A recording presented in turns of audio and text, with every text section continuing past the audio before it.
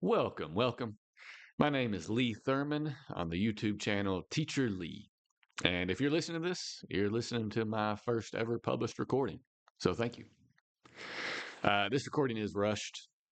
I would have liked more time to work on the sound or to get a better microphone or find a better acoustical space than my bathroom in which to have recorded this. However, the drums of war are beating and the war hawks are screeching. And I felt a certain sense of urgency to get this done and pushed out into the world. I'm going to do a 5-part series in which I read an abridged version of War is a Racket by Major General Smedley Butler. Smedley Butler was a Marine in the late 19th and early 20th centuries.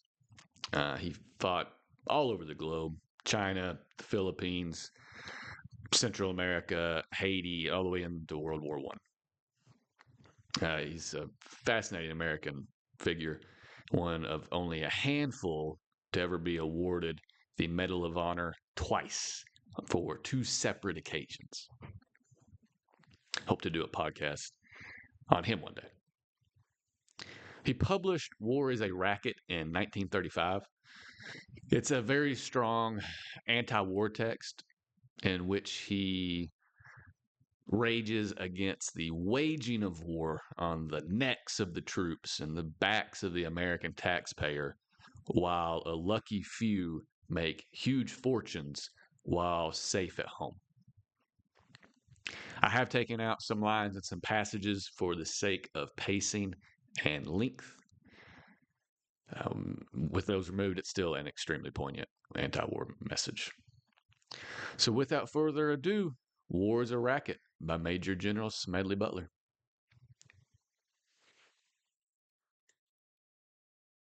Chapter 1. War is a Racket. This chapter starts off with a quote by the ancient Greek playwright and father of tragedy himself, Aeschylus. In war, truth is the first casualty. Now on with Butler. War is a racket. It always has been.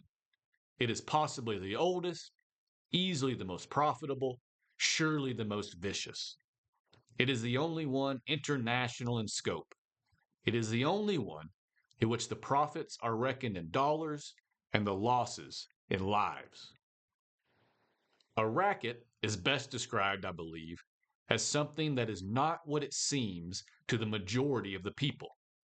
Only a small inside group knows what it is about. It is conducted for the benefit of the very few at the expense of the very many. Out of war, a few people make huge fortunes. In the World War, a mere handful garnered the profits of the conflict. At least 21,000 new millionaires and billionaires were made in the United States during the World War. That many admitted their huge blood gains in their income tax returns. How many other war millionaires falsified their tax returns, no one knows. And how many of these war millionaires shouldered a rifle? How many of them dug a trench? How many of them knew what it meant to go hungry in a rat-infested dugout? How many of them spent sleepless, frightened nights ducking shells and shrapnel and machine gun bullets? How many of them parried a bayonet thrust of an enemy?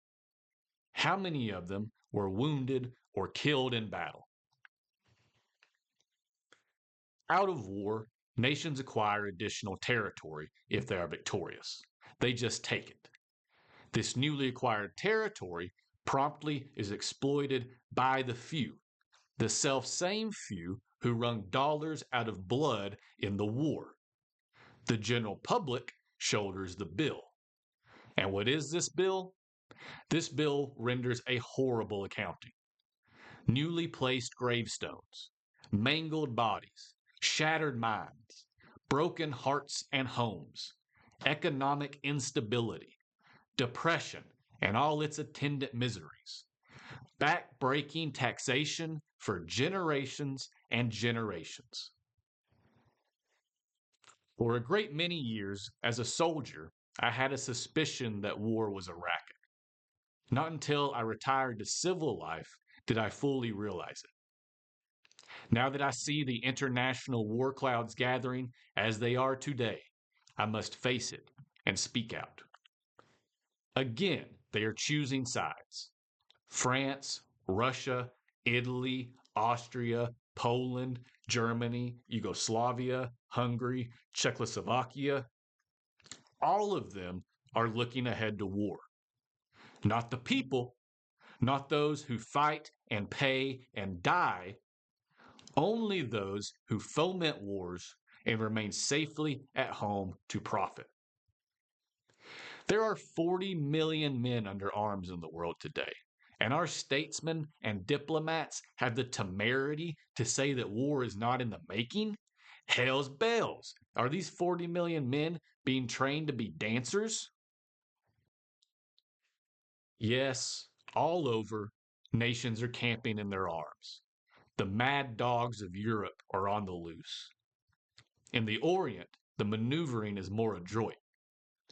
Back in 1904, when Russia and Japan fought, we kicked out our old friends, the Russians, and backed Japan. Then, our very generous international bankers were financing Japan.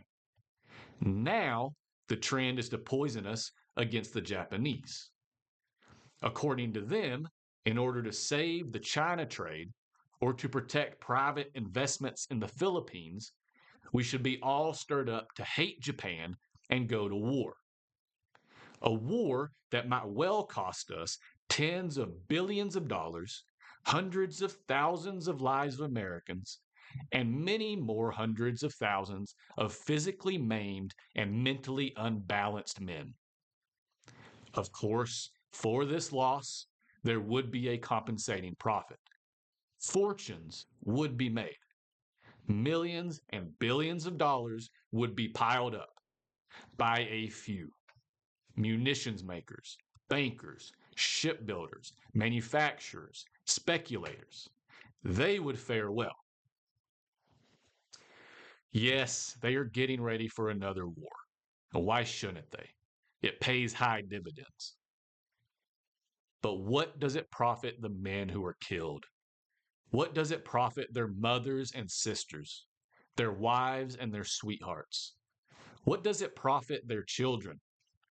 What does it profit anyone except the very few to whom war means huge profits?